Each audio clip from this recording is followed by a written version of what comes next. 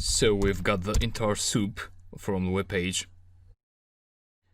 which is actually the source code, and we also got the source code of the divisions with class property row. And now we were able to grab the property price for only the first division, so for only the first box here. Now to get all the boxes we need to iterate. So dd to delete that, and for, let's say, item in all, okay. And actually I would like to keep the all printed out here so that you can see what all is. So if you forget of that for a moment, you're able to see what it is. So it's like a list. So for item in all, let me go here. So we'll be using the print method here, but I'd like to write it at the end because I don't want to add brackets now there. So it's good to have less brackets for now, for you to see this more clear, the code, the actual code. So we are going through the first item, which is this division here, and we want to apply the find all method to that item, or just the find method because we have only one h4 here. So find, and we want to find the h4 which has a class of prop price, and then what we want to get from this product is the text. And you saw that the text was a bit messy there, so we want to replace the \n with nothing, and then another replacement there. So there was space, and replace that with nothing. So it's the same line as here. And then you want to print this out, so add the print statement there. And yeah, that's it. Let's see how this goes. That was fast. So 725, 452. Yep, that's good. Alright, let me delete this to save some space. So we have all already defined here, so we don't need to add it here. And let's go now and extract this zero gateway. Doesn't look very a good example, so let's ignore that and extract this address here. So Winchester Boulevard, and that would be inspect. So that has a span tag with a class of prop address collapse. But you can see that you also have another class here, prop address collapse. So two classes. This is the address, and this is the name of the town. And look if we have other prop address collapses there. No, we don't. So prop address collapse. Let's add another statement here. Item. So those addresses are inside this all method again. So item find. Now if you use find this time instead of find all, what the script will do is it will grab the first occurrence of prop address collapse. So it will give you the Winchester Boulevard address, and it will ignore the second one. So it will ignore Oak Springs. So that means we need to use find all, and if you want to get this first line, you'd want to pass the 0 index to this result set list, and then an index of 1 for the next line. So we'll do that. That was a span tag with a class of, again, prop address collapse. So let me print this out to see what we have this for. So here is the price of the first property, and then we grab the result set list in here, which actually has two elements.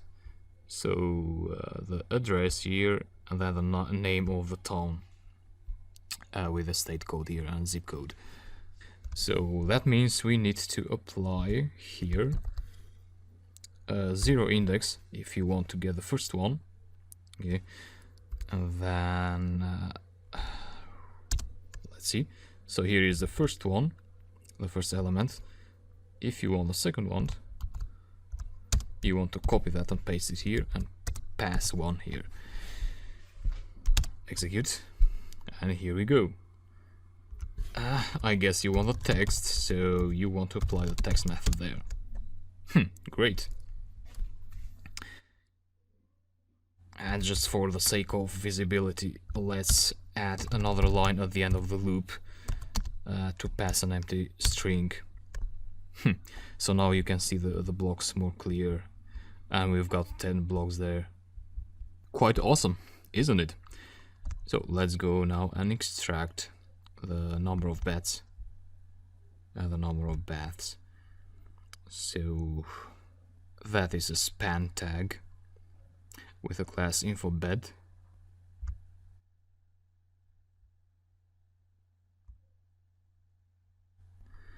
And baths. Here is the other span class, info value full bath. Now here we got an issue. Now we need to be careful here, because we need to grab the number of the beds here, which is inside B tags. But the number of baths is also inside B tags.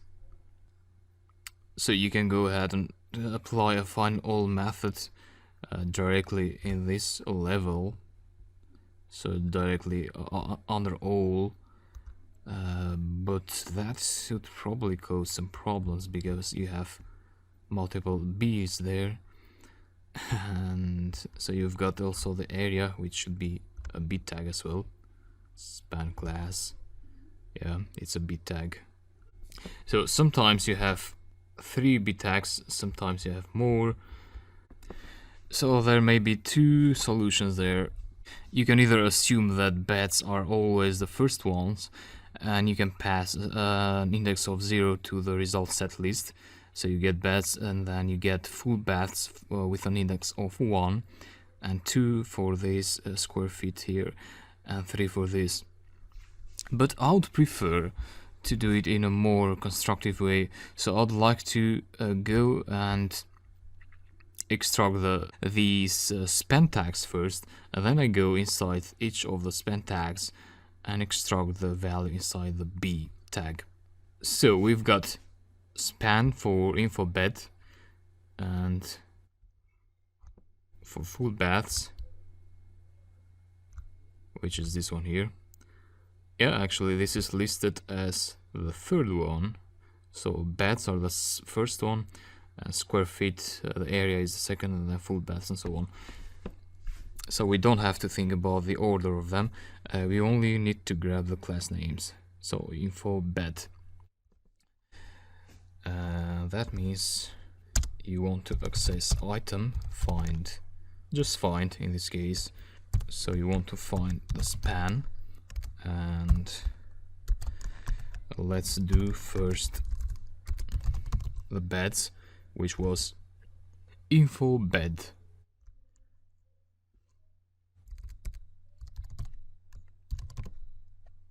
So let's print that out first to see if we are good to go.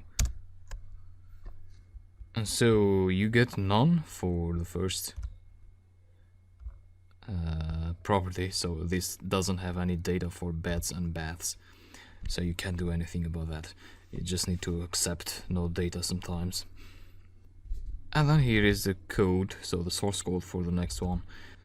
Now here's the trick.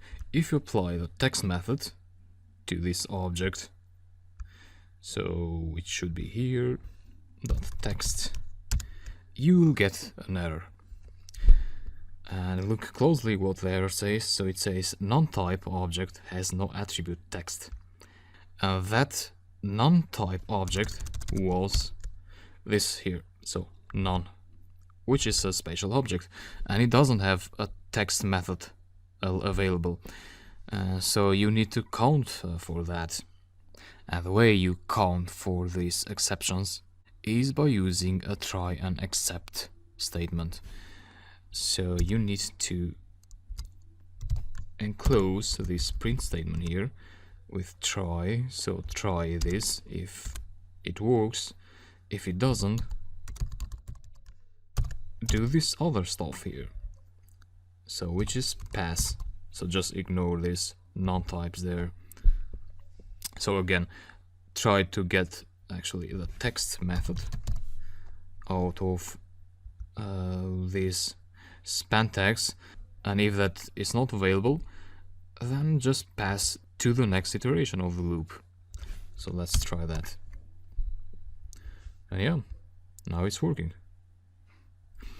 Now, as you can see, we got the text for the bit tag, but also the text of the span tag. So this is the text of the bit tag, and this is the text of the span tag.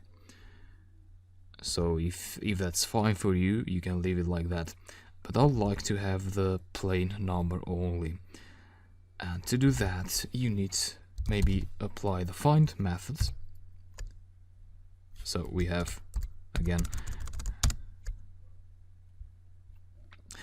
we have this source code, so we need to find inside that source code, we need to find the bit tag, and which doesn't have a class name, so we leave it like that, and we need to extract the text out of that bit tag, and that gives you the number only, so 4, 4, 5 and so on. So that's good. Now let's do the same. So I'll copy this block entire, and we'll do the same for the number of baths. Let's make a space here. And for the number of that was, so the area size, and this other thing here, so half baths, so we'll count for that too. So info square feet there would go here like that, and then we have info value full bath,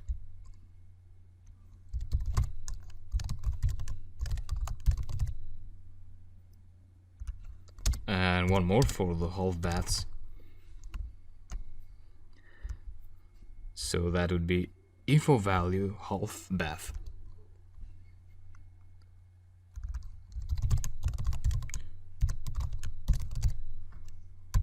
Execute, and we've got an indentation problem there. So try, this one is good, and this one is not good here as well. So you need to indent the statements after try and the statement after except. So execute, and let's see. Good. So 4 beds, and then 4 baths there. But then here we got the area of the property, so the order is not very good like this. In that case, we don't want to write pass here, but maybe we want to print none in those cases. So print none,